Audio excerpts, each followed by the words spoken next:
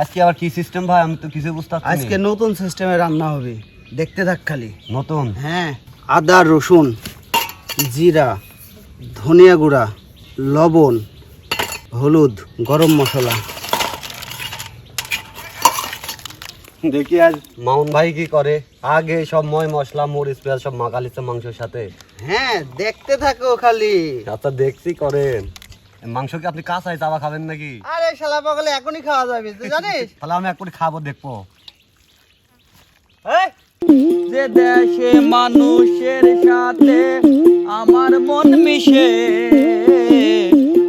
আমাকে লইয়ে চলো সেই দেশে, সেই দেশে আমাকে নিয়ে চলো সেই দেশে।